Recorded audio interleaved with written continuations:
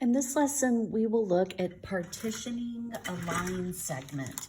To partition something means to split the line segment up into equal pieces. Okay, so I'm going to jump right into an example, then I'll show you a formula and I'll show you how to use that formula to work the same example. So suppose we know that point S partitions segment AT such that, and here's what we know, that AS is to ST, the distance from A to S is to the distance from S to T as a 1:3 ratio. So there's our ratio. It does not mean that this distance is 1 and this distance is 3. It simply means that the distance from S to T between those 2 points is 3 times greater than this single distance. We need to know where A and T are located. So let's say that A is at 7 and T is at 19. We want to find the location of point S. Okay, so we're looking for S. These are just numbers, so we're going to look at these on a horizontal number line as we draw this illustration, okay? So we have a segment. We'll say that this is point A, and A is located at 7 on the number line. And T over here is at 19. And S is somewhere in between them so that there's 1 part between A and S and 3 parts between S and T. So S is going to be closer to A. There's 1 piece, and then we have 1, 2, 3 of those pieces between S and T. So, you know, maybe we could mark it off like such. Okay, so that there's 1 piece here, and then these are all the same length. There would be 3 of them located between S and T. We are trying to find the location of that particular point. Well, we can sort of do this in our heads. I can look at this and see from 7 to 19, the distance between A and T is just the difference in those values. Those are 12 apart. And how many total pieces has this segment been split up into? It's been split into 4 total pieces, right? We have 1 here and 1, 2, 3 there. So we want to take the total distance of 12 and divide it by 4. So that tells us that each piece will have a nice, neat length of 3. So each of these are 3, 3, 3, and 3. So how would we get from 7 to S? We would need to add 3. 7 plus 3 is going to give us 10. 10 plus 3 would put this partitioning point at 13.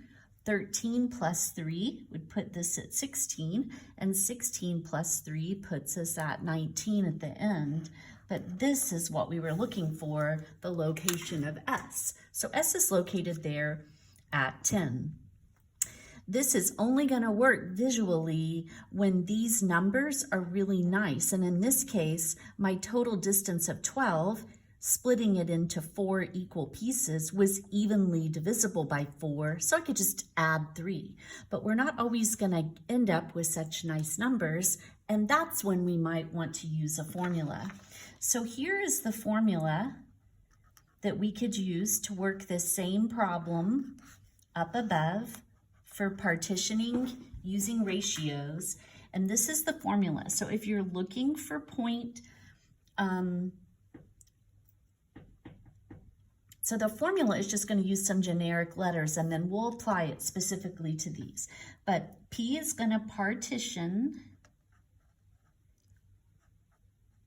sorry, I forgot It's going to partition segment CD with, C is a point, and we need to know where it's located, with C at, and we're going to say C is at x sub 1, and the other endpoint D is at x sub 2, and P partitions CD into the ratio of M to N. So if this is the case, so this is really abstract, correct? We don't have any values, but this is the formula that we would use. You take the second number in the ratio N and you multiply it by the coordinate of the first endpoint. You add to that the first number in the ratio times the second endpoint of the segment, and you divide it by the sum of that, the two values in the ratio. This is going to be dividing by the total parts, okay? So I don't expect that to make a lot of sense, but let's see it in practice. So I'm going to rework this same problem down here, but I'm going to use the formula in order to do that. So in this above example, here's what we knew. We knew that A is at 7, T is at 19, and point S, it was the partitioning point. It partitions segment AT such that the distance from A to S to ST is 1, 2, 3. So this is our ratio. This is M and this is N. A was the first coordinate, so the 7, let me write those in a different color. So this was the M and this was the N. 7 is the x sub 1 and 19 is the x sub 2. These are the numbers that we're going to plug into this formula from above. Okay, so N, the second number in the ratio, times x sub 1, the coordinate of the first endpoint, plus M, which is the first number in the ratio, times x sub 2, which was the coordinate of the second endpoint. We're going to simplify that and divide it by the sum of the two numbers in the ratio. One, in this case, 1 plus 3. Okay, so I've just used the numbers 7, 19, 1, and 3. We'll need to simplify in the numerator first. So we have 21 plus 19. That's going to be divided by 1 plus 3. 21 plus 19, we are going to end up with 40 over 4, and out pops 10. And remember, what we're finding is the location of A. So A is at 10. It may have been easier for you to do it this way and visualize it, but remember, it's not always going to be so easy if we end up with partitioning pieces that are fractional. So let's do one more example using the formula when we will actually get a fractional value. So one final example here.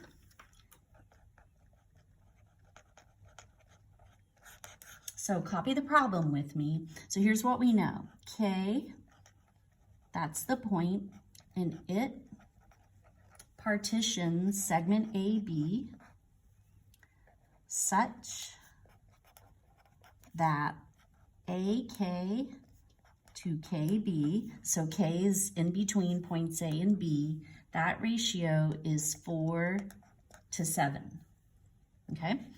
If A is at 10 and B is at 25, we want to find the location of K.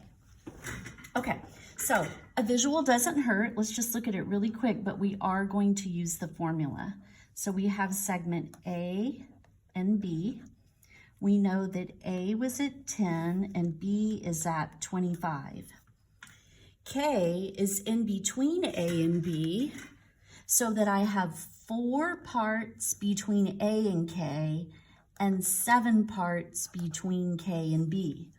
That means visually in the end, K should be closer to A than it is to B. There are going to be, I'm not going to be able to draw this, but there are 4 equal parts here, and then there will be 7 between K and B. So what we're looking for is this number right there, and that's what the formula will provide for us. So let's just quickly label everything. The ratio is M and N. And the first endpoint is going to be our x sub 1, and the second endpoint is the x sub 2. So the formula says that we have n times x sub 1 plus the first number in the ratio, m, times x sub 2, and then that will be divided by the sum of the 2 numbers in our ratio. So we end up with 10 times 7, 70, plus 4 times 25, divided by 4 plus 7. So we have 170 over 11. Okay, so when I divide that, 170 divided by 11, you can see that we end up with a repeating decimal. I really prefer to write those as fractions. So when we can see that it goes in 15 whole times. 15 times 11 is 165. So when we divide 11 into 170, it goes 15 times. It was 165, so we'll have 170 is 5 larger. We'll have a remainder of 5. So this is our exact value for our location of K, written as a mixed number. An improper fraction would have been fine in that case as well, but we have 15 and 5/11ths.